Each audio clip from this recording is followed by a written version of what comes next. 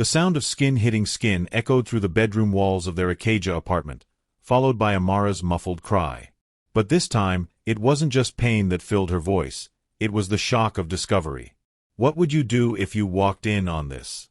Hit like if you've been betrayed, and comment below where you're watching from. Through the crack in the bathroom door where she dragged herself to escape another beating, Amara watched her husband Chaik adjust his shirt, his phone pressed to his ear. Her wheelchair sat abandoned in the hallway where he'd knocked her from it minutes ago, her legs, useless since the car accident 3 years prior, still throbbing from the fall. "Yes, baby, I did it," Chaik whispered into the phone, his back turned to the bathroom. "She knows her place now. No, she won't suspect anything. A cripple like her? Where would she even go?" Amara's blood ran cold. The cruelty in his voice was different tonight, performative, proud. He was bragging to someone about beating his disabled wife. "Tomorrow night, I promise," Chaik continued, his voice softening with affection Amara hadn't heard in years. "Once she's asleep, I'll come to you. Wear that red dress I bought you. The one that drives me crazy." Domestic betrayal. The words crystallized in Amara's mind as she pressed her hand against her mouth to silence her sobs. For 3 years, she'd endured his fists, believing the accident had made her a burden, that somehow she deserved his anger. But this was deliberate cruelty designed to please another woman. "I love you too, Zainab," Chaik whispered before ending the call. Zainab. The name burned itself into Amara's memory. Zainab Okonkwo, her former best friend, the woman who'd visited just last week with a sympathy card and a casserole, who'd held Amara's hand and called her sister. Amara watched through the door crack as Chaik finally left the bedroom. She heard the front door slam, his car engine roar to life outside their Lagos apartment complex. Only then did she allow herself to breathe. 38 years old, successful before the accident that took her ability to walk, Amara had once been a force in Nigeria's advertising world.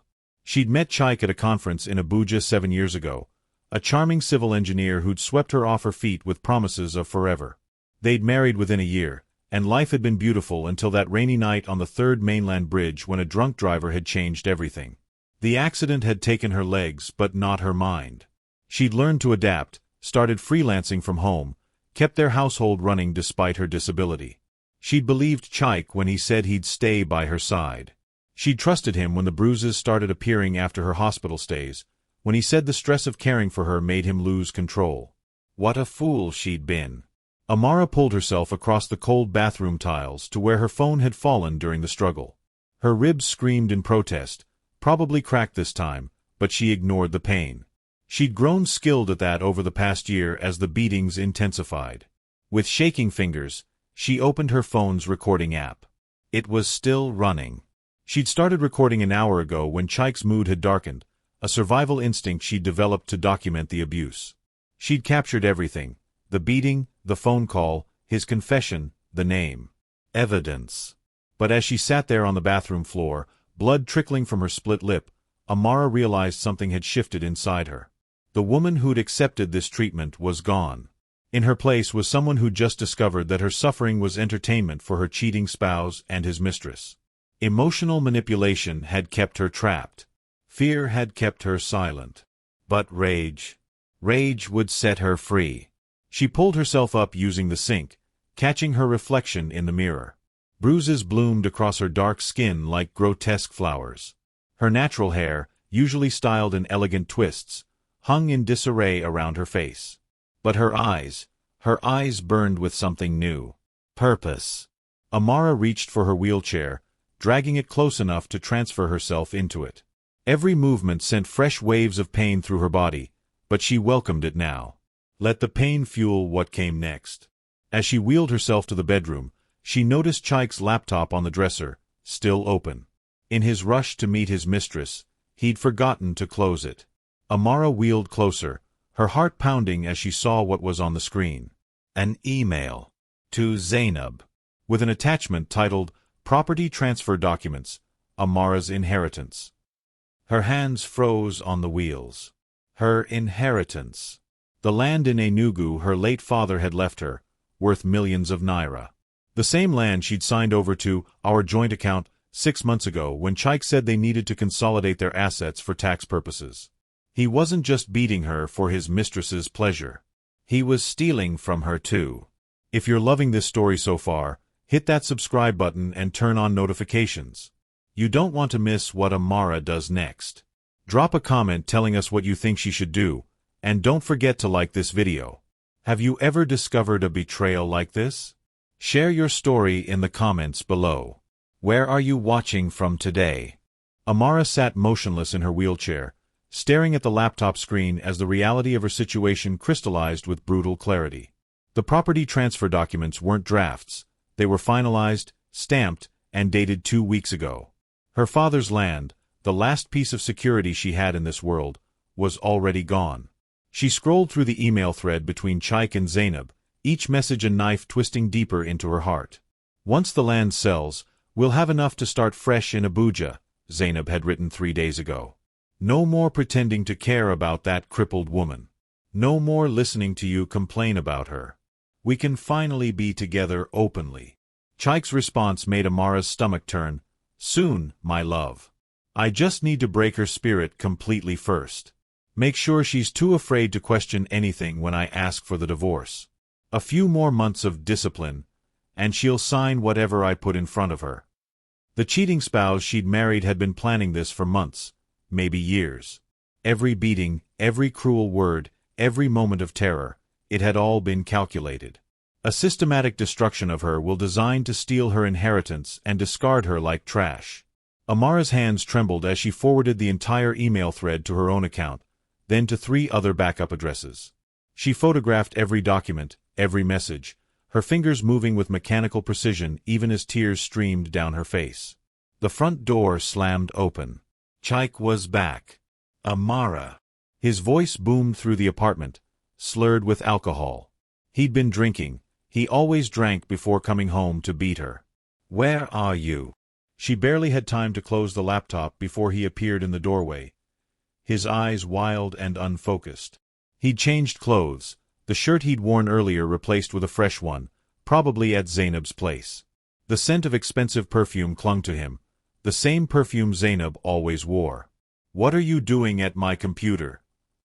His voice dropped dangerously low. I was just... Amara started, but he was already crossing the room. He grabbed her wheelchair and spun it violently, causing her to grip the armrests to avoid falling.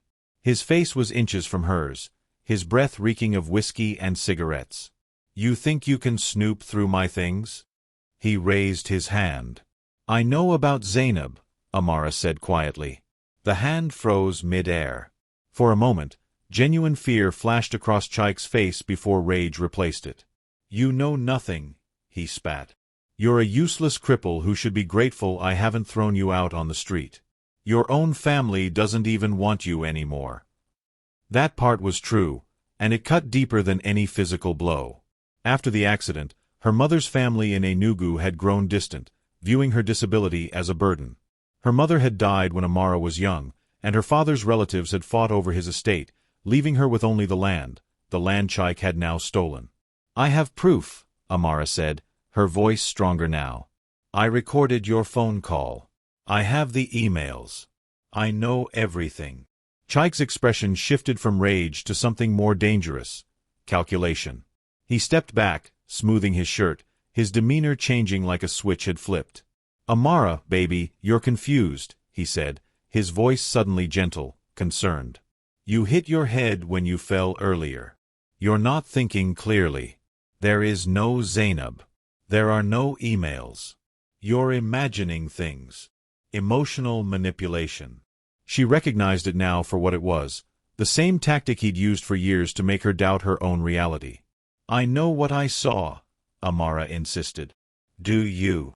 Chike knelt beside her wheelchair, taking her hand with false tenderness.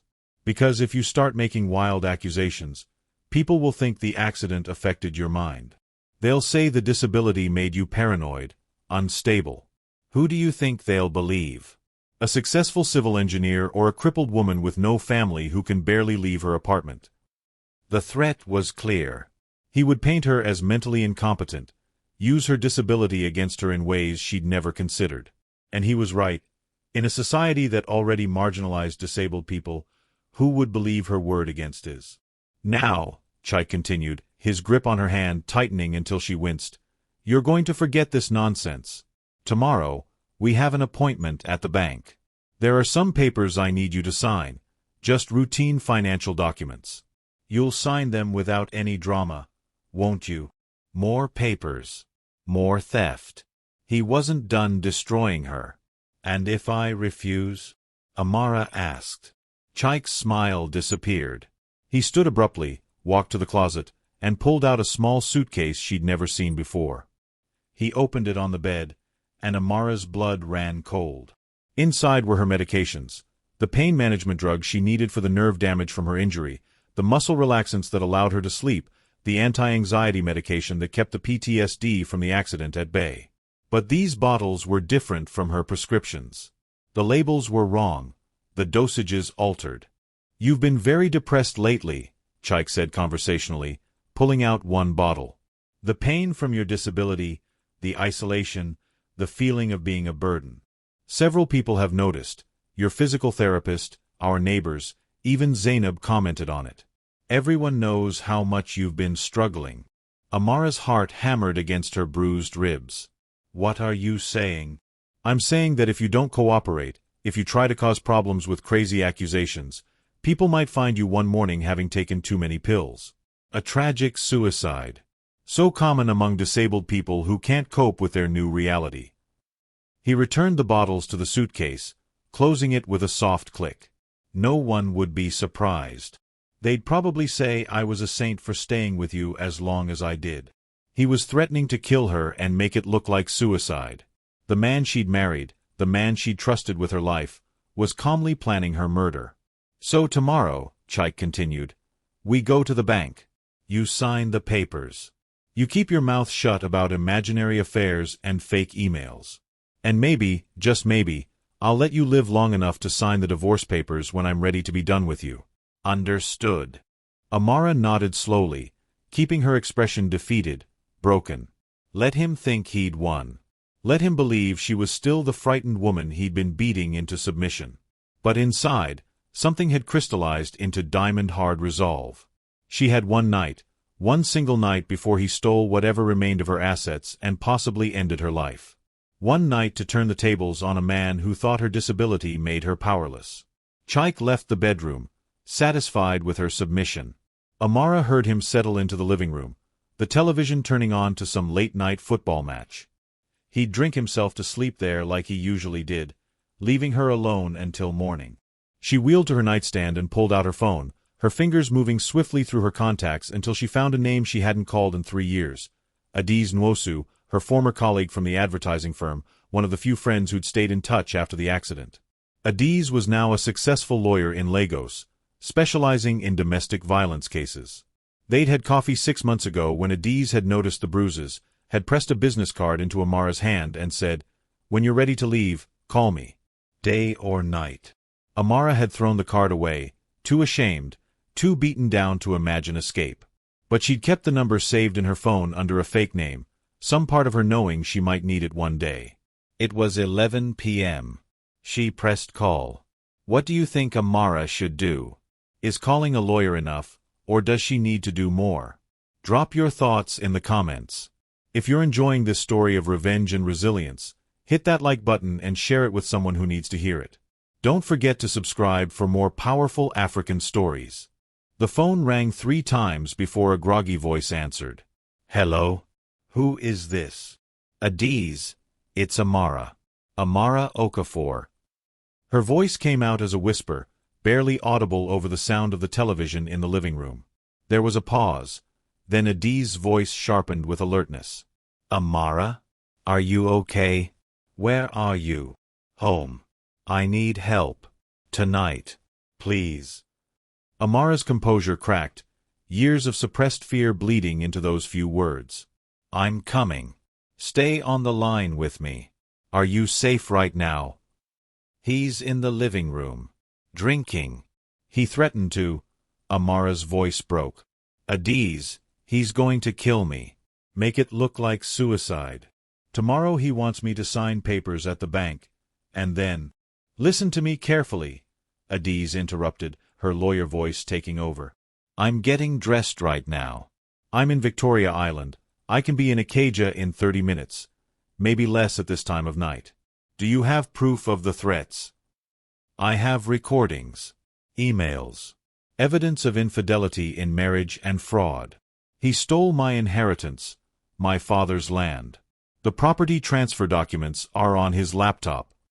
Good. Very good. Can you get to those documents now? Photograph everything you can access. Amara wheeled herself back to Chaik's laptop, her hand steadier now that help was coming. She opened it again. He still hadn't set a password, his arrogance making him careless. She photographed the property documents, the email threads with Zainab, bank statements showing money transfers she'd never authorized. I'm sending everything to your email now, Amara whispered. Perfect. Now listen, when I get there, we're leaving immediately. Pack a bag, medications, documents, anything irreplaceable. Can you do that quietly? Yes. Amara was already moving, pulling a small bag from her closet. She grabbed her medication bottles, the real ones, not the ones Chaik had tampered with, her identification documents, her father's photograph, a few clothes. From the living room, she heard Chaik's snoring begin. The alcohol and the football match had done their work. Amara, one more thing, Adiz said. In Lagos, we have a new domestic violence response unit. I'm calling them now on another line. They'll meet us at my office with a medical examiner to document your injuries. We're building a case tonight: domestic betrayal, fraud, theft, assault, and attempted murder. By morning, Chaik won't know what hit him. 28 minutes later, Amara heard a soft knock at the door. She wheeled herself there as quickly as she could, her heart pounding. Through the peephole, she saw Adiz, tall, elegant even in jeans and a t-shirt, her natural hair pulled back in a hasty bun. Amara opened the door. Adiz's eyes widened at the sight of her. Oh, Amara, she breathed, taking in the bruises, the split lip, the way Amara held her ribs. Then her expression hardened into professional fury. Let's get you out of here. She helped Amara into the hallway, carrying her bag and collapsing the wheelchair with practiced efficiency. My car's right downstairs. I brought my cousin Emeka. He's waiting in case we need help. They moved quickly and quietly, the elevator ride feeling like an eternity. Amara kept expecting Chaik to wake up, to appear in the hallway, to stop her escape. But they made it to the car without incident, a sleek black SUV with a young man behind the wheel. Emeka, this is Amara, Adiz said as she helped Amara into the back seat and stored the wheelchair. Drive to my office. Fast but careful. We can't afford to be stopped. As they pulled away from the apartment complex, Amara looked back at the building that had been her prison for 3 years. The lights were still on in their living room window. Chaik was probably still passed out on the couch, believing he'd successfully terrorized her into submission one final time. He had no idea she was gone. You did the right thing calling me, Adiz said from the front seat, turning to look at Amara. And you're going to be okay. I promise you that. They drove through Lagos's late-night streets, past closed shops in Acadia, onto the expressway toward Victoria Island. The city looked different at night, less chaotic, almost peaceful. Amara had barely left the apartment in months, Chaik claiming it was for her safety but really to keep her isolated and dependent. At Adiz's law office, a modern building near Onikan, 2 people were waiting, a woman in police uniform and a man with a medical bag. Amara, this is Inspector Folake Ademola from the Lagos State Domestic and Sexual Violence Response Team, Adiz introduced. And this is Dr. Chukwuma, a forensic medical examiner. They're here to help. The next 3 hours passed in a blur of documentation. Dr. Chukwuma photographed every bruise, every mark, documenting the extent of the abuse with clinical precision. He X-rayed her ribs. 2 were cracked, just as she'd suspected. He noted the old scars alongside the new injuries, creating a timeline of systematic violence. Inspector Folake recorded her statement, listening with grim professionalism as Amara recounted years of abuse. The recordings Amara had made were transferred to official evidence files. The emails and property documents were examined, verified, added to the growing case file. Mrs. Okafor, Inspector Folklore said when they finished, based on this evidence, we have grounds to arrest your husband for multiple offenses: assault causing bodily harm, financial fraud, theft, and conspiracy to commit murder. I'm issuing a warrant tonight. By morning, he'll be in custody. But there's more we need to do, Adiz added, opening her laptop. The property transfer, it's fraudulent because you signed under duress and false pretenses. We're filing an emergency injunction to freeze all joint accounts and reverse the land transfer. We're also filing for a protection order and initiating divorce proceedings. All of this in one night? Amara asked, overwhelmed. All of this in one night, Adiz confirmed. Because men like Chaik count on women being too afraid, too tired, too broken to fight back all at once. They think they have time to cover their tracks, to manipulate the situation. We're not giving him that time. Adiz's phone buzzed. She glanced at it and smiled grimly. The injunction is approved. Judge Okonkwo signed it 15 minutes ago. She's known for handling emergency domestic violence cases. All your joint accounts are frozen as of right now. Chaik can't access a single naira. Amara felt something shift in her chest, the first breath of freedom she'd taken in years. Where will I stay? She asked suddenly, realizing she had nowhere to go. With me, Adiz said firmly. My apartment has an accessible bedroom. My mother used a wheelchair before she passed, so everything's already adapted. You'll stay as long as you need. Inspector Folklore stood. I'm heading to your apartment now with my team to execute the arrest warrant. Mrs. Okafor, would you like to be there? Amara thought about Chaik waking up to police at his door, his shock and confusion, his realization that she'd outmaneuvered him. Part of her wanted to see his face when his world collapsed. But another part, the part that was exhausted and in pain and finally safe, just wanted to rest. No, she said. I don't need to see him again. Understood. We'll contact you after the arrest is complete. As Inspector Folklore left, Adiz pulled up a chair next to Amara. There's one more thing we need to discuss. Zainab Okonkwo, your former friend. She's complicit in fraud and conspiracy. Do you want to press charges against her too? Amara thought about Zainab's betrayal, how she'd held Amara's hand while planning to steal her life. The rage that had sustained her through the night flared again. Yes, Amara said. She knew exactly what she was doing. She deserves to face the consequences too. Then we'll add her to the warrant. Adiz typed rapidly. By dawn, both of them will be answering for what they did to you. It was almost 3 a.m. now. In a few hours, the sun would rise on a completely different life. Amara had entered this night as a victim, trapped and terrified. She would exit it as a survivor who'd fought back. Her phone buzzed, an unknown number. She almost didn't answer, but something made her check. It was a text message. I know what you did. You'll regret this. You're dead. Chaik was awake, and he knew she was gone. The revenge is just beginning.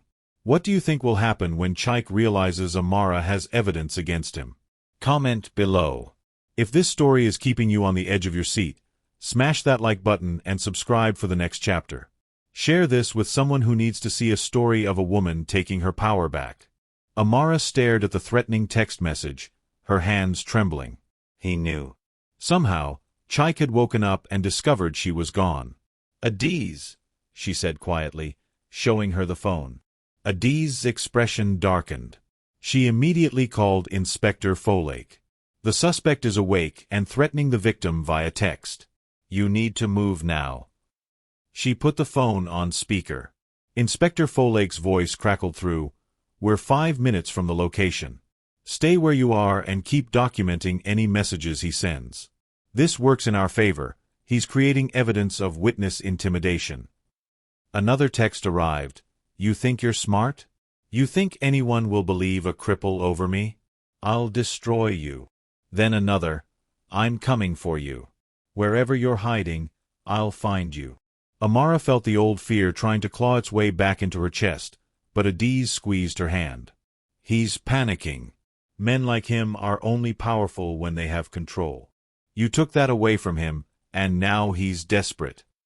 Amara, Emeka spoke up from where he'd been quietly working on his laptop in the corner. I'm a cybersecurity specialist. With your permission, I can trace his location through these messages and monitor his communications. It's completely legal since you're the one receiving the threats. Do it, Amara said. Emeka's fingers flew across his keyboard. He's still at the apartment, but he's on the move. I can see he's accessed his laptop, probably saw you forwarded those emails. Wait, he's making calls. Multiple calls. To who? Adiz asked. First call was to a number registered to Zainab Okonkwo. Second call. This is interesting. He's calling someone named Obiora Okafor. Amara's breath caught. That's my uncle. My father's brother. The one who contested the will when my father died. The one who wanted the land in Enugu? Adiz asked sharply. Yes. We haven't spoken since the court awarded it to me 5 years ago. Adiz and Emeka exchanged glances. Amara, Adiz said slowly, what if Chike didn't act alone? What if your uncle was involved in this from the beginning? The pieces fell into place with sickening clarity. Obiora had been furious when the court ruled in Amara's favor, claiming as the eldest son he deserved their father's property. After the accident, he'd visited once, just once, looked at her with barely concealed contempt and said, maybe this is God's way of teaching you humility. She'd thought he was just cruel. But what if he'd been calculating? The timing, Amara whispered. Chike started suggesting I consolidate our assets about 6 months after my uncle's last visit. He said it was for tax purposes, but your uncle likely told him exactly how to manipulate you into signing over the land, Adiz finished. Chike gets to steal from you and look like the devoted husband. Your uncle gets the land he always believed should be his. And you, disabled, isolated, beaten down, you'd be too broken to fight. Emeka interrupted. The call to your uncle just ended. Now Chike's on the move, he's leaving the apartment. Based on his direction, he's heading toward. He paused, checking his screen, toward Lekki. That's where Zainab lives. He's going to warn her, Amara said. Adiz grabbed her phone. Inspector Folake, the suspect is fleeing the scene, heading toward Lekki. I'm sending you the address of his accomplice. She rattled off details while Emeka tracked Chike's movement. Inspector Folake's voice came back tense. We're at his apartment now. It's empty, but we found the suitcase with the tampered medications Mrs. Okafor described. This is now attempted murder with premeditation. We're coordinating with Lekki Division to intercept him at the accomplice's address. Amara watched the screen over Emeka's shoulder, seeing the small that represented Chike moving through Lagos's streets. Running to his mistress. Running from the consequences of his actions. Adiz, Amara said suddenly, I want to go to Enugu. I want to see my uncle. Amara, you need rest. You're injured. I need answers, Amara interrupted, her voice firm despite her exhaustion. My uncle orchestrated this with Chike. I know it. And if I'm going to get my land back, I need to confront him before he has a chance to cover his tracks. Adiz studied her for a long moment. You're sure about this? I've spent 3 years being afraid.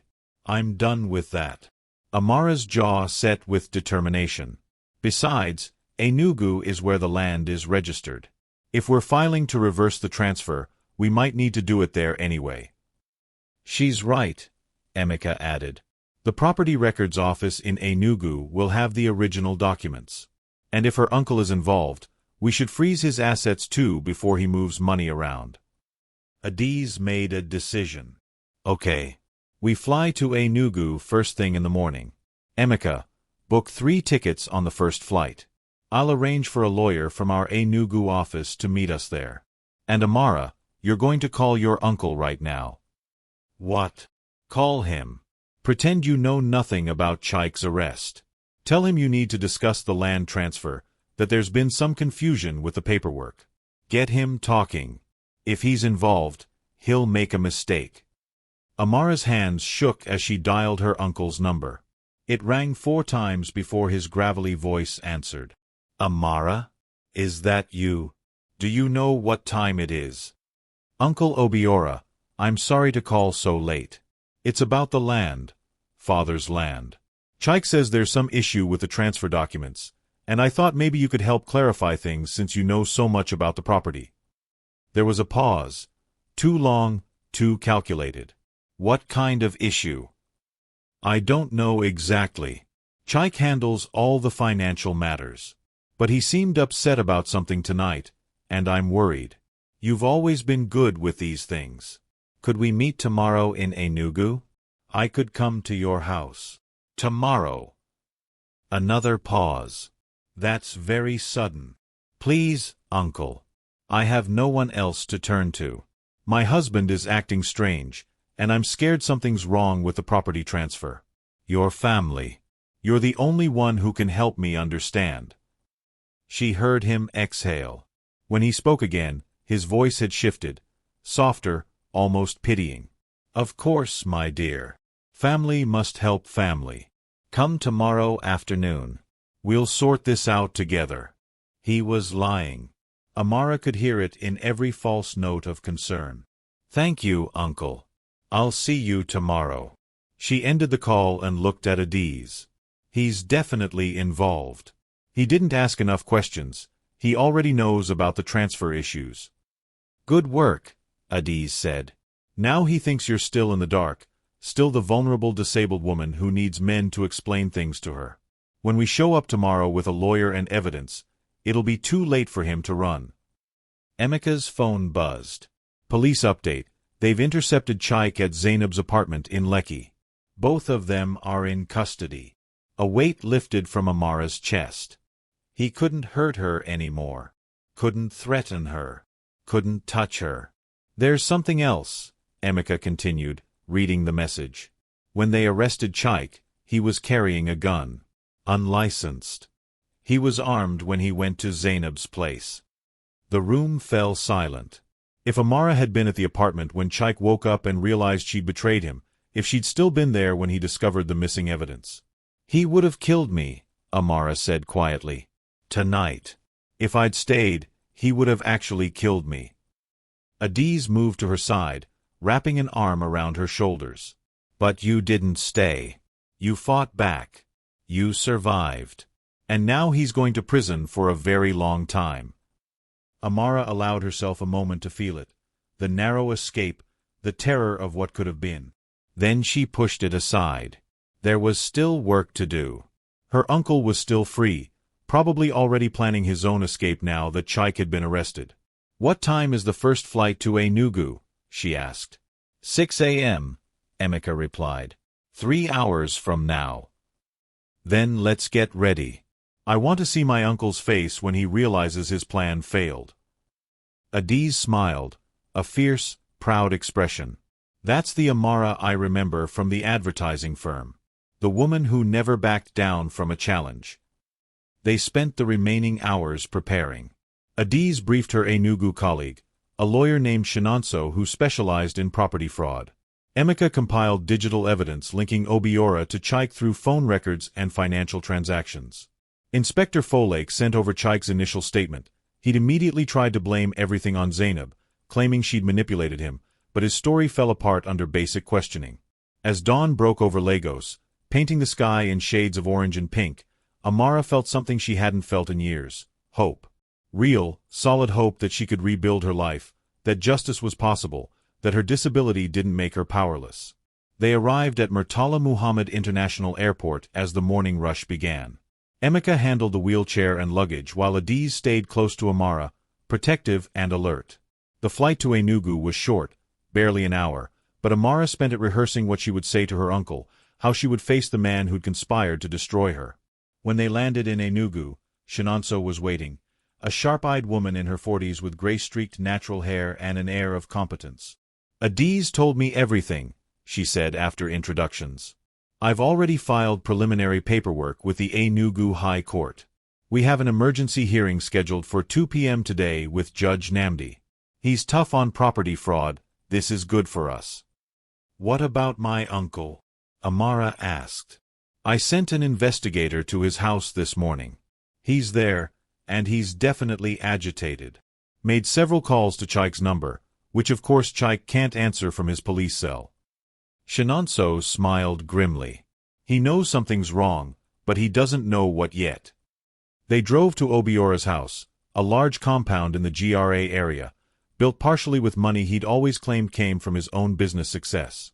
But looking at it now, Amara wondered how much of it had been financed by schemes and stolen inheritances. The guard at the gate recognized Amara despite her wheelchair. "Madam Amara, it's been so long. Oga is expecting you." They were ushered into a lavish sitting room where Uncle Obiora waited, wearing traditional Igbo attire and a false smile. He was a large man in his 60s, with the same strong features as Amara's late father, but where her father had been kind, Obiora radiated calculated self-interest. "Amara, my dear niece," he began, but his smile faltered when he saw she wasn't alone. "I didn't know you were bringing guests." "Uncle Obiora," Amara said, keeping her voice level, "I'd like you to meet my lawyers. The confrontation is here. What do you think Uncle Obiora will do when he realizes he's caught? Drop your predictions in the comments. Don't forget to hit like and subscribe. Next chapter reveals what happens when family betrayal meets legal consequences. The color drained from Obiora's face as Adiz and Shinonso introduced themselves, their titles, senior partner and property litigation specialist, hanging in the air like weapons. "Lawyers." Obiora's voice cracked slightly before he recovered his composure. "Amara, what is this about? I thought you needed help with some paperwork confusion." "Oh, there's confusion, Uncle," Amara said, wheeling herself closer to where he sat. "I'm confused about how my father's land the court awarded to me 5 years ago, ended up being transferred to an account jointly controlled by you and my husband. I'm confused about how a man I've never given power of attorney managed to steal my inheritance while his accomplice beat me every night to keep me compliant." Obiora stood abruptly. "I don't know what you're talking about. Chaik handled your affairs. If there's been some mistake—" "Sit down, Mr. Okafor," Shinonso said sharply, pulling out a folder. "Or should I say, co-conspirator in a fraud scheme? We have phone records showing 47 calls between you and Chaik Okafor over the past 8 months. We have bank records showing you received 2 million naira from Chaik 3 weeks after the property transfer was finalized. We have text messages between you discussing how to handle Amara and keep her manageable." She spread the documents across his expensive coffee table like a dealer laying down cards. Each page was a nail in his coffin. "You told Chaik exactly how to manipulate me," Amara continued, her voice steady despite the rage burning in her chest. "You coached him on what to say, how to isolate me, how to use my disability to make me feel helpless. All so you could finally get your hands on land that was never yours to begin with." "You have no proof," Obiora started. "We have your voice on recording," Emeka interrupted, pulling out his tablet. He played an audio file, a phone conversation from 3 weeks ago. Obiora's voice came through clearly. "She signed everything? Good. The cripple won't fight back. She can't even walk. Where would she go? Once the land is sold, we split it 60-40 like we agreed. You handle the disposal of the wife however you see fit. Just make it look natural." Disposal of the wife. Her own uncle, her father's brother, had discussed her murder like she was garbage to be thrown away. The silence in the room was deafening. Obiora sank back into his chair, his face ashen. "That recording is inadmissible. You can't." "It's perfectly admissible," Shinonso corrected. "Obtained legally through the investigation of threats made against Mrs. Amara Okafor. And even if it weren't, we have enough circumstantial evidence to bury you in civil court. The criminal charges are just a bonus." "Criminal charges?" Obiora's voice rose in panic. "Conspiracy to commit fraud, conspiracy to commit murder, and accessory to domestic violence," Adiz listed. "Your partner Chaik was arrested last night with an illegal firearm, heading to silence his accomplice. He's currently being very cooperative with police, trying to reduce his sentence. Guess whose name he's been dropping?" Obiora's hands trembled. "I want my lawyer." "Good idea," Shinonso said. You'll need several. Because in about, she checked her watch, 3 hours, we're presenting all of this evidence to Judge Namdi at the Enugu High Court. He's issuing a warrant for your arrest on fraud charges, and we're filing an emergency order to reverse the property transfer and seize all assets you obtained through the scheme. That house you're sitting in? Amara gestured around the lavish room. We traced the down payment. It came from the 2 million naira Chaik paid you, money that was supposed to go toward my medical care.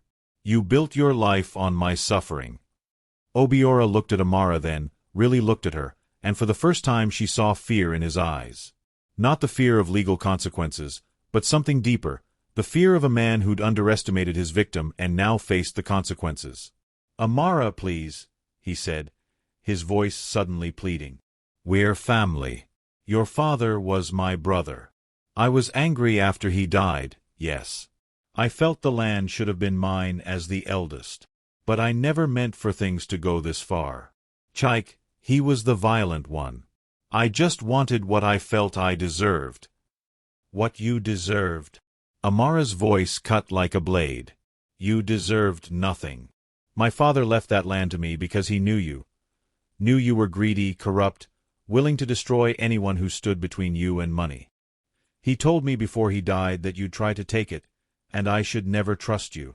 She wheeled closer, forcing him to meet her eyes. I'm disabled, uncle. Not stupid. Not weak. Not disposable. You and Chaik made the mistake of thinking my wheelchair made me helpless. You forgot that my mind still works perfectly.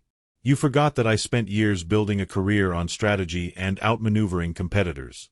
You just became my latest campaign. Obiora opened his mouth, closed it, opened it again. No words came out. Here's what's going to happen, Shinonso said, all business. You're going to sign a full confession admitting your role in the fraud scheme. In exchange, we'll recommend the prosecutor consider a reduced sentence. Refuse, and we throw everything at you. Fraud, conspiracy to murder, theft. You'll spend the rest of your life in prison. And your family? Adiz added. Your wife, your children, they'll lose everything when we seize your assets. This house, your businesses, your bank accounts. All of it obtained through fraud and conspiracy. Is that what you want for them? Obiora's face crumpled. My children, they don't know anything about this. Please, don't punish them for my mistakes. Then sign the confession, Shinonso said, sliding a document across the table. For a long moment, Obiora stared at the paper. Amara could see the calculations running through his mind, searching for a way out, an escape, some angle he could exploit. But there was none. They had him completely cornered. He picked up the pen with a shaking hand and signed. One more thing, Amara said as he set down the pen. You're going to call every family member who shunned me after my accident. Every cousin, every aunt, every relative who treated me like a burden. You're going to tell them the truth, that you conspired to steal from me, that you manipulated them into isolating me so I'd be easier to victimize. You're going to destroy your own reputation to rebuild mine. You can't make me do that, Obiora protested weakly. No, but the police can make you do it as part of your plea deal, Shinonso said. Community testimony showing remorse and attempts to repair damage carries weight with judges. Plus, every call will be recorded as evidence of your guilt. Your choice. Make the calls and maybe get 15 years instead of life, or stay silent and rot in prison. Obiora looked at Amara with something like hatred. You were always your father's daughter. Ruthless under that gentle exterior. No, Amara corrected. I'm a survivor. There's a difference. 2 hours later, they sat in Judge Namdi's chambers at the Enugu High Court. The judge was a stern man in his 70s, with sharp eyes that missed nothing. Mrs. Okafor, he said after reviewing the evidence, this is one of the most comprehensive cases of domestic financial abuse I've seen in my 30 years on the bench. The property transfer is hereby declared null and void. All assets seized from you are to be returned immediately, plus damages for pain and suffering. He turned to the police officer standing by. Execute the arrest warrant for Obiora Okafor, and contact the Lagos State Police, I want conspiracy charges filed against Zainab Okonkwo as well for her role in this scheme. There's one more thing, Your Honor, Shinonso said. Mrs. Okafor wishes to file a civil suit against her husband for damages related to years of systematic abuse and attempted murder. We're seeking full dissolution of the marriage with no spousal support obligations for Mrs. Okafor, plus compensation for medical expenses, lost wages, and emotional distress. Granted, Judge Namdi said without hesitation. I'll fast-track the divorce proceedings. Mr. Chaik Okafor will have no claim to any of your assets, Mrs. Okafor. In fact, given the severity of his crimes, I'm ordering him to pay you 5 million naira in damages, to be taken from his assets before anything goes to legal fees or other obligations. Amara felt tears prick her eyes, not from sadness, but from the overwhelming relief of justice finally being served. As they left the courthouse, Shinonso's phone rang. She answered, listened, then smiled. That was the prosecutor. Chaik just changed his plea to guilty on all charges. He's hoping for a reduced sentence, but with the illegal firearm and the attempted murder evidence, he's looking at minimum 25 years.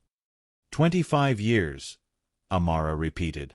25 years where he couldn't hurt her or anyone else. 25 years to rebuild her life in peace. They returned to Shinonso's office to finalize the paperwork. As Amara signed the final documents reclaiming her property, her phone buzzed with a call from an unknown Enugu number. Hello. Amara, it's Aunt Ngozi. Her father's younger sister, one of the relatives who'd abandoned her after the accident. Your uncle Obiora just called me.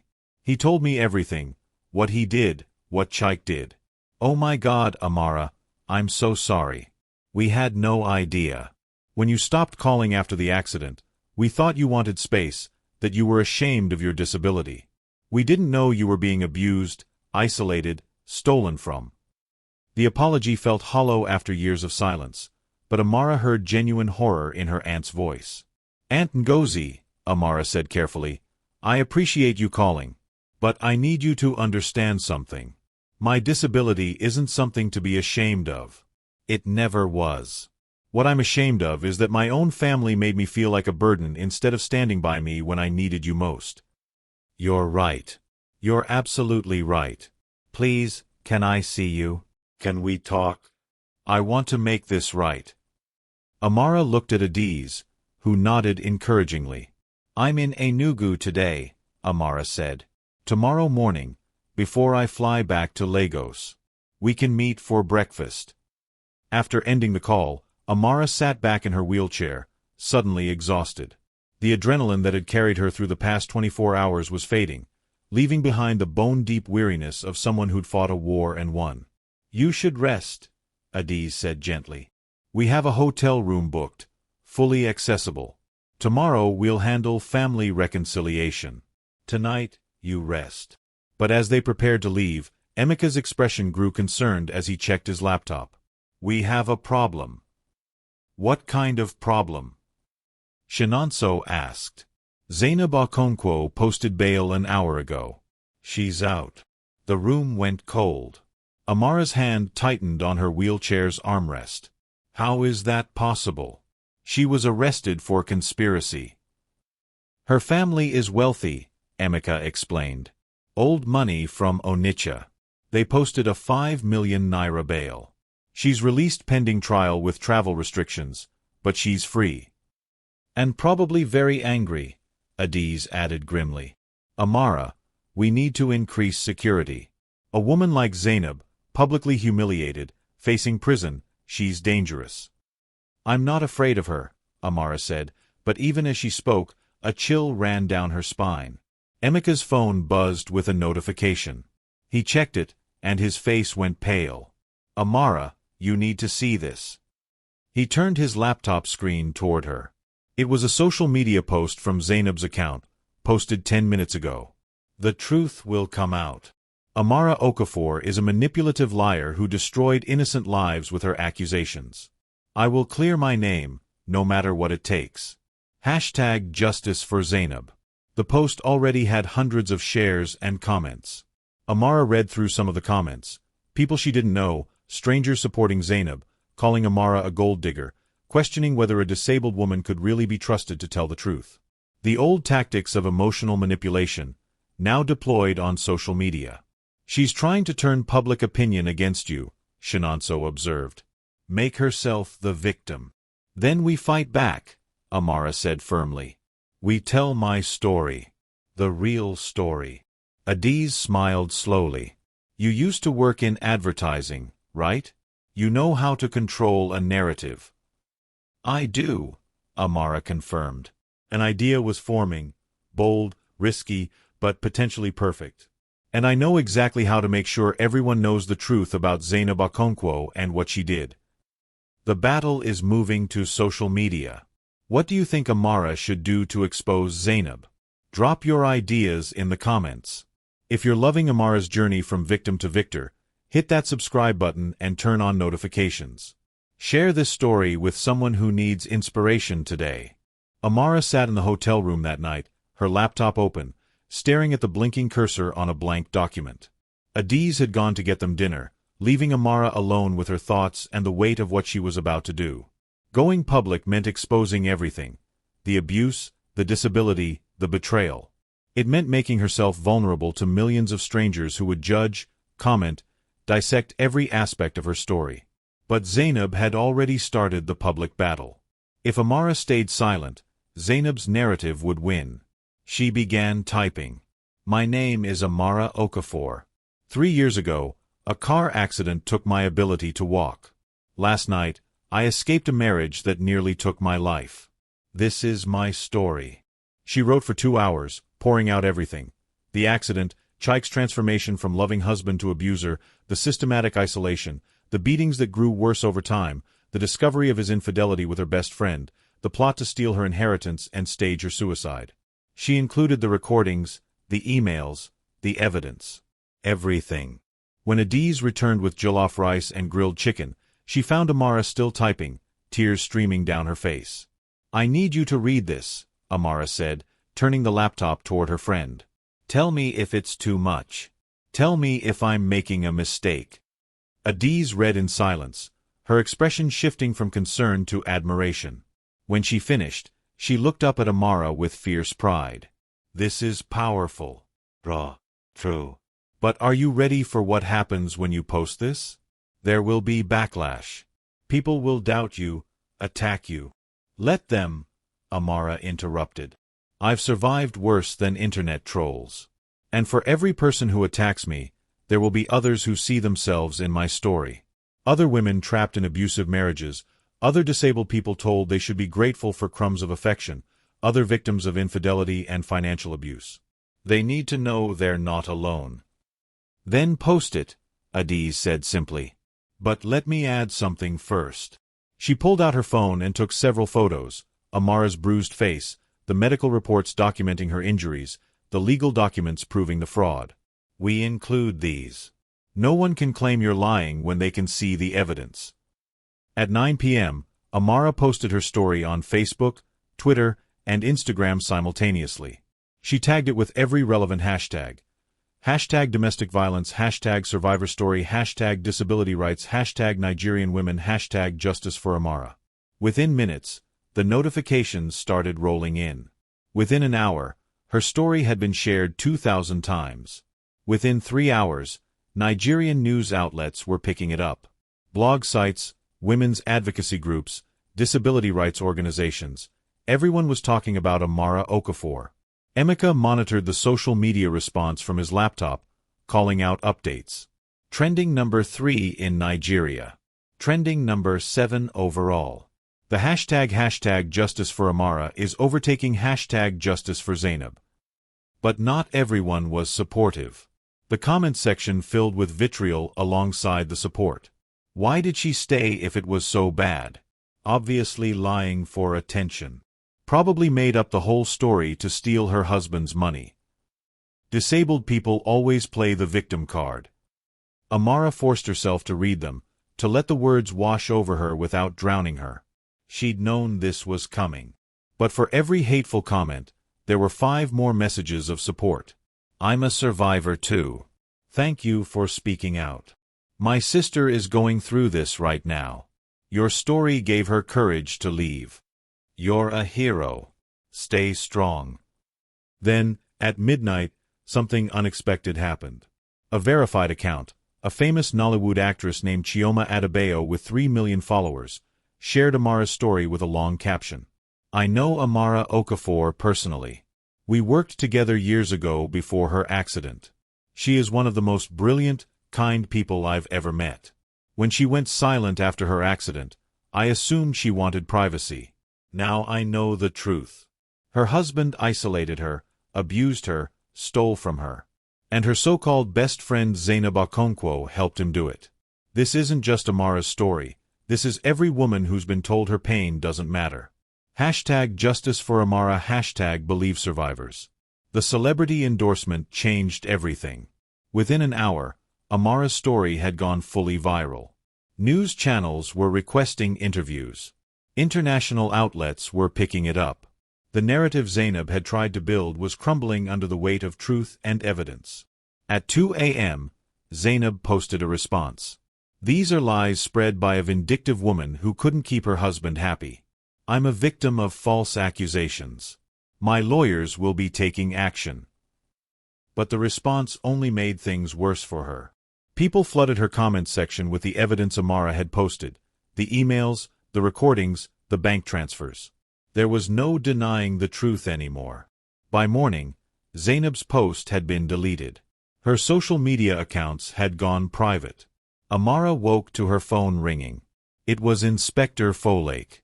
Mrs. Okafor, your story has created some interesting developments. Zainab Okonkwo violated her bail conditions by making public statements about an ongoing case. We've revoked her bail. She's back in custody. And Chike? Amara asked. Still in custody, but his lawyer just withdrew from the case. Apparently, the public attention made it impossible to defend him. No reputable lawyer wants to be associated with someone the entire country now knows is an abuser and thief. After breakfast with Aunt Ngozi, a tearful reunion where her aunt promised to reconnect Amara with the extended family and support her recovery, Amara, Adiz, and Emeka flew back to Lagos. The airport was chaos. Somehow, word had gotten out about their arrival time. Reporters crowded the terminal, cameras flashing, microphones thrust toward Amara as security tried to clear a path. Mrs. Okafor, how do you feel about your story going viral? What do you want to say to other abuse victims? Have you spoken to your husband since his arrest? Adiz started to wave them off, but Amara stopped her. It's okay. I'll give them a statement. She wheeled herself to face the cameras, and the terminal fell silent. My name is Amara Okafor, she began, her voice steady and clear. I'm a survivor of domestic violence, a disabled woman who was told her disability made her worthless, and a victim of betrayal by people I trusted. But I'm also a woman who fought back, who documented evidence, who found allies, who refused to let my attackers win. She paused, looking directly into the cameras. To every woman watching this who's in an abusive relationship, you are not alone. Your abuse is not your fault. Your disability, your financial dependence, your children, your fear, none of these things mean you deserve to be hurt. There are people who will help you. Organizations like the Domestic and Sexual Violence Response Team, lawyers who take pro bono cases, friends who will stand by you when you're ready. Her voice grew stronger. And to the abusers, the Chikes and Zainabs of the world who think you can destroy someone and walk away, we are watching. We are documenting. We are fighting back. Your victims are finding their voices, and when we speak, the world listens. The crowd erupted in applause. Amara saw women crying, saw people holding up phones recording her words, saw the shift happening in real time, from victim to symbol, from personal story to public movement. Over the next few days, the momentum built. Women's organizations invited Amara to speak at events. Disability rights groups asked her to join their boards. Lawyers contacted her about representing other abuse victims pro bono, inspired by her case.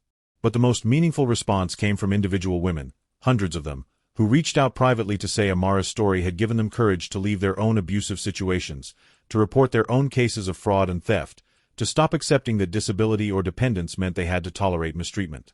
Amara's story had become bigger than herself. It had become a rallying cry for change. 2 weeks after going public, Amara received an unexpected visitor at Adi's apartment. The doorbell rang, and when Emeka checked the security camera, he saw a young woman in her 20s, nicely dressed, holding flowers. "She says her name is Kemi Okafor," Emeka reported. "Says she's Chike's younger sister." Amara's first instinct was to refuse. But something made her curious. "Let her in." Kemi entered nervously, clearly unsure of her reception. She had Chike's features but softer, kinder. She set the flowers on the table and stood awkwardly. "Mrs. Okafor, Amara, I'm so sorry to come unannounced. I needed to tell you something." "What is it?" Amara asked, not unkindly but warily. "I didn't know," Kemi said, tears spilling down her cheeks. "I swear to God, I didn't know what my brother was doing to you. He told our family you were depressed, that your disability made you withdrawn, that he was doing his best to care for you. We believed him. We thought he was a saint for staying with you after the accident." She sank into a chair, sobbing. "When your story came out, when I saw the evidence, the recordings, the bruises, I was sick. Physically sick. My brother, the man I looked up to my whole life, is a monster. And I never saw it. None of us did." "Abusers are good at hiding," Amara said quietly. "That's how they get away with it for so long." "I want you to know that our family believes you," Kemi continued. "My parents, my siblings, we all believe you. We're testifying against Chike at his trial. We're making sure everyone knows what he did. And we're setting up a foundation in your name to help abuse victims, especially disabled women who are particularly vulnerable." Amara was stunned. "Why would you do that?" "Because we can't undo what our brother did, but we can make sure some good comes from this horror. Because you deserve support, not just from strangers but from the family that failed to protect you." Kemi looked at Amara with raw sincerity. "My brother destroyed so much. Let us help rebuild something." It was the last thing Amara had expected, the abuser's family standing with her instead of against her. It felt like a turning point, proof that even in the darkest situations, there were people willing to choose what was right over blind family loyalty. After Kemi left, Amara sat in the quiet apartment, processing everything that had happened. From beaten, isolated victim to public figure and symbol of resistance. From stolen inheritance to full financial recovery. From silenced survivor to voice for thousands. But one piece remained unfinished. "Adi's," Amara said that evening. "I want to go back to the apartment. Our old apartment. I want to pack up my things myself and close that chapter completely." "Are you sure?" Adi's asked. "We can send people." "I need to do this," Amara insisted. "I need to roll, into that place where I was so afraid and powerless, and I need to walk out of it on my own terms. I need that closure." The next day, accompanied by Adi's, Emeka, and a police escort for safety, Amara returned to the Ikeja apartment for the first time since her escape 3 weeks ago. The building looked smaller somehow, less imposing. The apartment door stood silent, no longer a barrier to her freedom. She wheeled inside. The living room still smelled faintly of Chike's cologne. The bedroom where he'd beaten her still had the wheelchair marks on the floor from where she'd been knocked down. The bathroom where she'd hidden and recorded his confession still had her blood stained on the tiles from that final night. But these spaces no longer had power over her. Amara moved through each room methodically, packing her belongings, her clothes, her books, her photographs, her father's watch, her mother's jewelry. All the pieces of her life that existed before Chike tried to erase her. In the bedroom closet, she found something that made her pause. A box of her old work materials from the advertising firm, awards she'd won, campaigns she'd led, photos of her team celebrating victories. Evidence of who she'd been before the accident, before the abuse. She'd let Chike convince her that person was gone. But looking at these reminders now, Amara realized that woman had never disappeared. She'd just been buried, waiting for the moment to resurface. As she packed the final boxes, her phone rang. It was Shinonso from Enugu. Amara, excellent news. The land sale to your uncle has been fully reversed.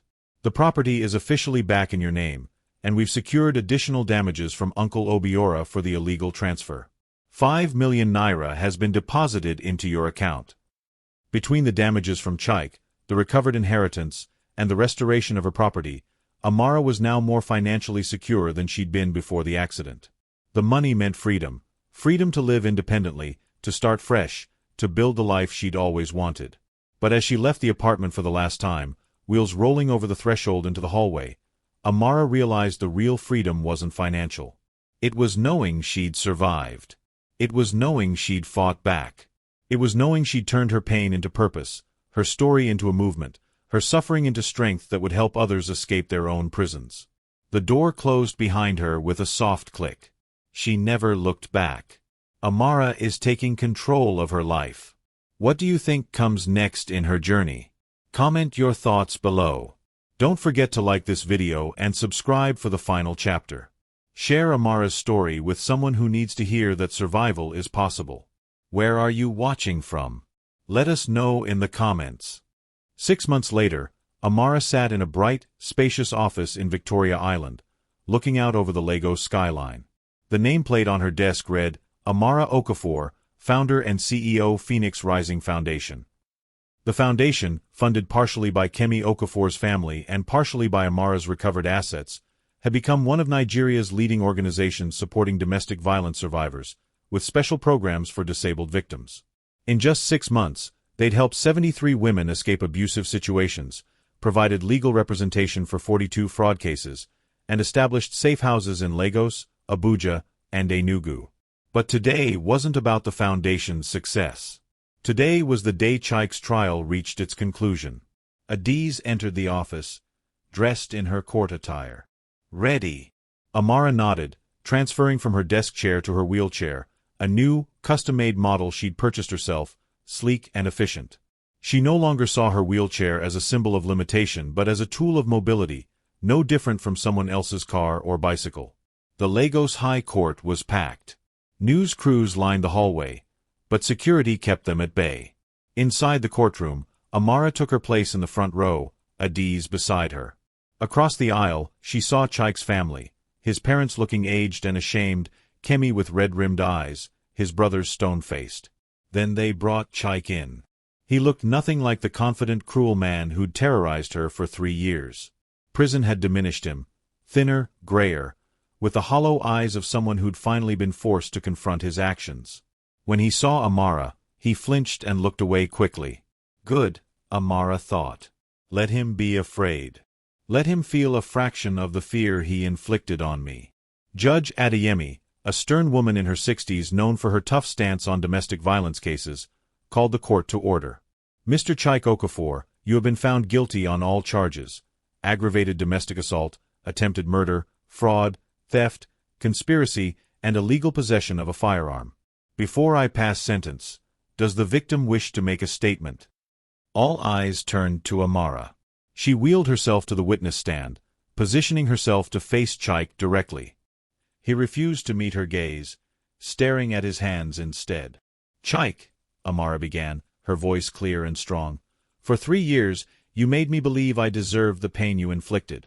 You used my disability as a weapon against me, convinced me that being unable to walk made me worthless, that I should be grateful you stayed despite my burden. You isolated me from friends and family, stole my inheritance, beat me to please your mistress, and planned to murder me when I was no longer useful. She paused, letting the words settle in the silent courtroom.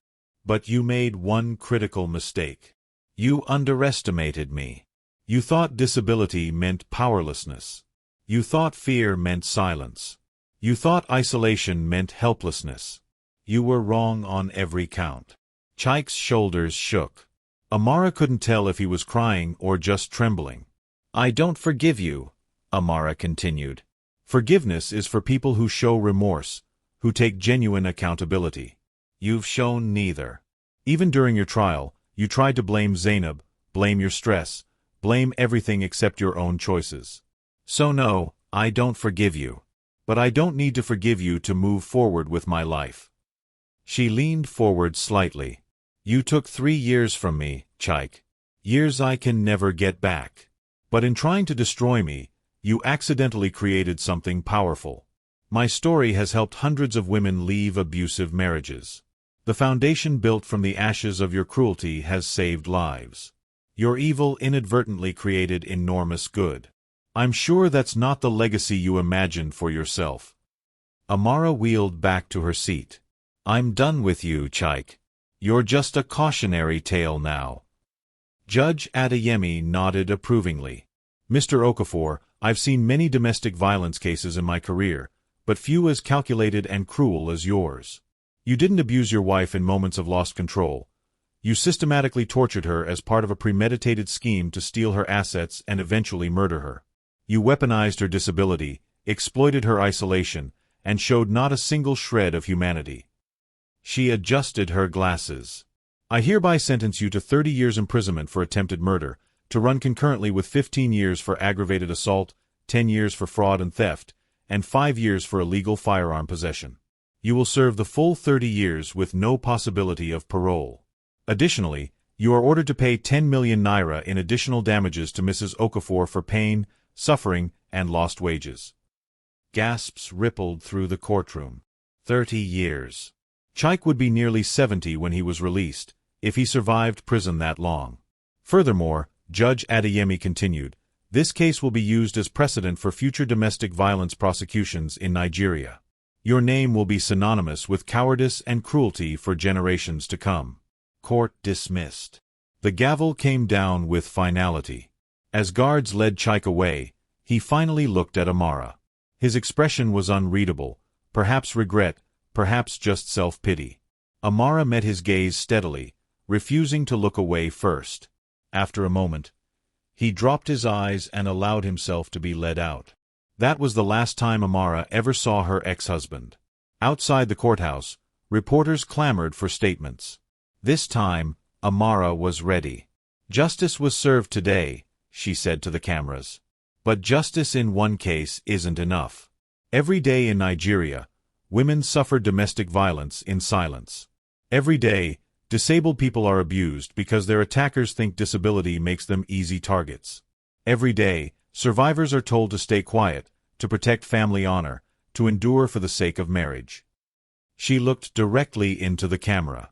I'm here to say, no more. The Phoenix Rising Foundation is expanding our services nationwide.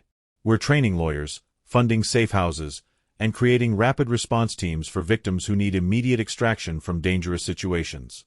If you're being abused, call us. If you know someone being abused, tell them about us. We will help. You are not alone. She gave the foundation's hotline number, and within hours, they received over 200 calls.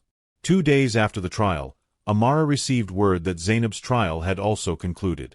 With Chike's testimony against her and the overwhelming evidence of conspiracy, she'd been sentenced to 15 years for fraud, conspiracy, and accessory to attempted murder. Her wealthy family had disowned her publicly, cutting off all financial support. Uncle Obiora had already been sentenced to 12 years, his assets seized, his reputation destroyed. The family members who'd shunned Amara now welcomed her back, ashamed of their complicity in her isolation. But Amara didn't need their validation anymore. She'd built her own family, Adiz, Emeka, Shinonso, the foundation team, and the growing community of survivors she worked with daily. 3 months after the trial, Amara did something she hadn't done since before the accident. She went on a date. His name was Dr. Olumide Adeyemi, a physiotherapist who specialized in spinal cord injuries. They'd met at a disability rights conference where Amara was speaking. He was kind, funny, and treated her wheelchair as just another part of who she was, neither something to pity nor ignore. I have to be honest, Amara told him over dinner at a restaurant in Lekki. I'm not sure I'm ready for this. My last relationship nearly killed me. Literally. Olumide reached across the table and took her hand gently. I know your story, Amara. Everyone in Nigeria knows your story.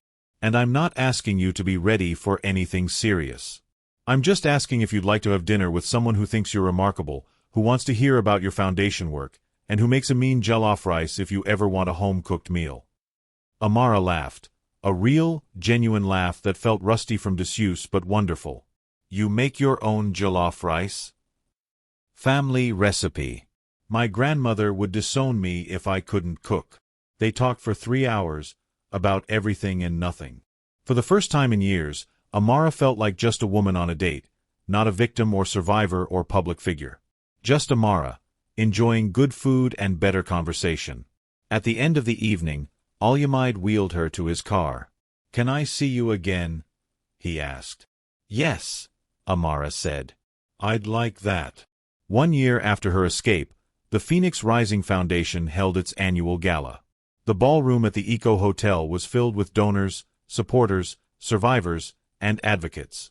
Amara wore a stunning green Ankara dress, her natural hair styled in elegant braids, her wheelchair decorated with gold accents. She took the stage to give the keynote speech, looking out at the sea of faces. Some she knew, many she didn't, all united in the belief that domestic violence must end.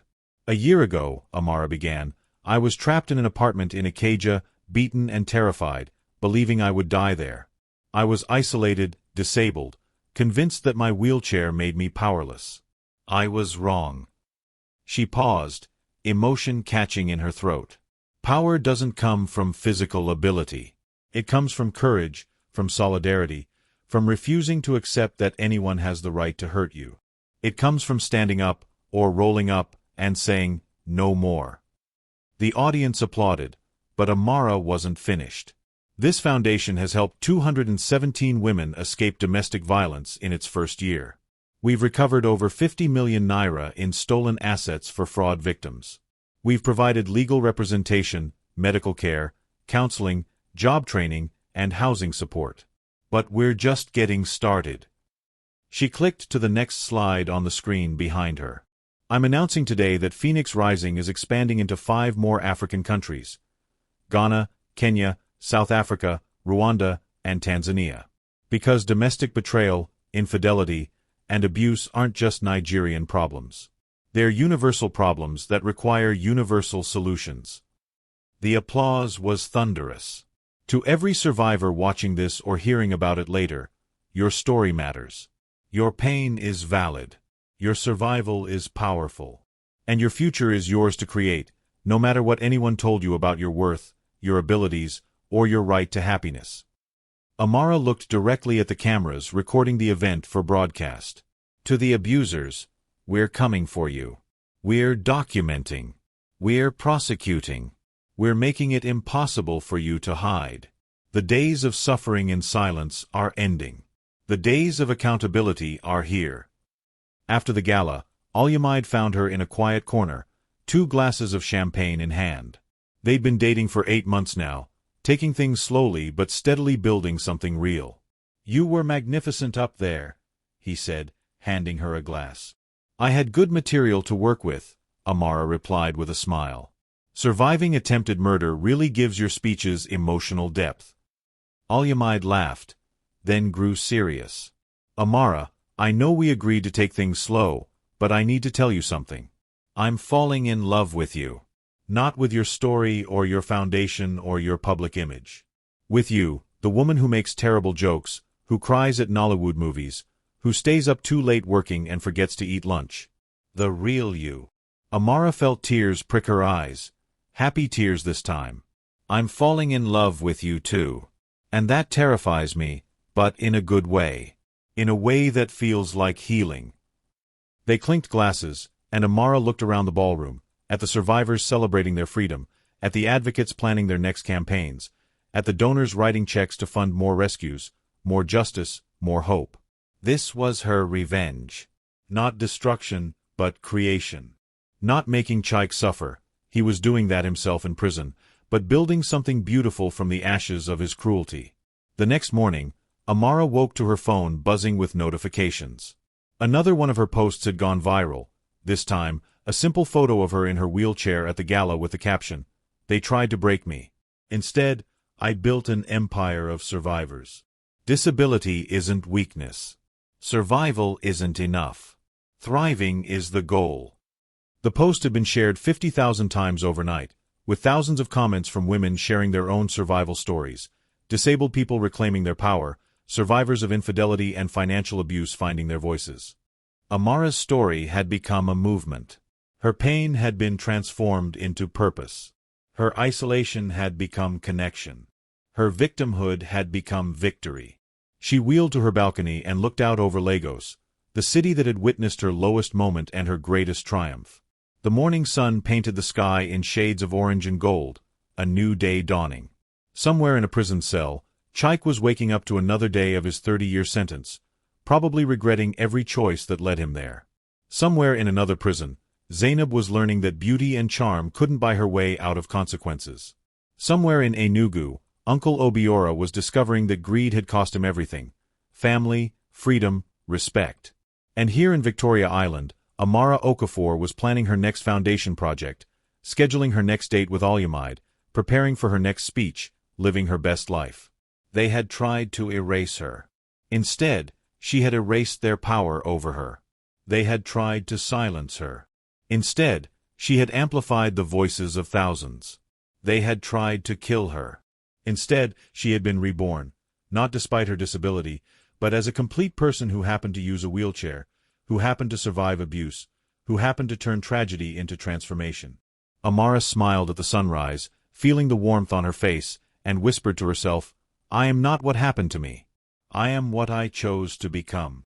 And what she chose was freedom, justice, love, purpose, power.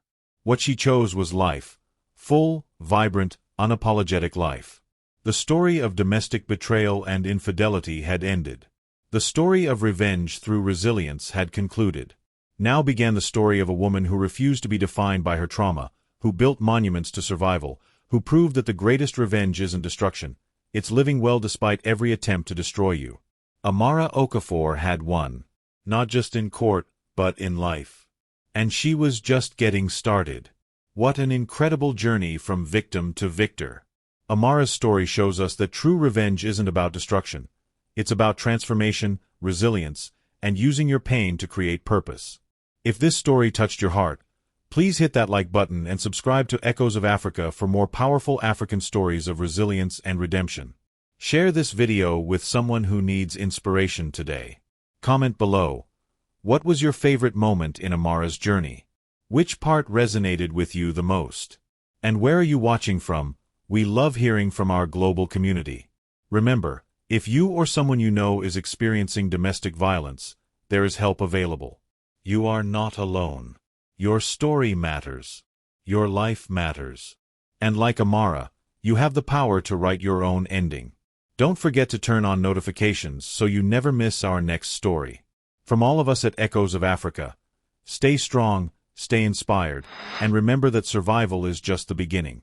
Thriving is the goal. Until next time.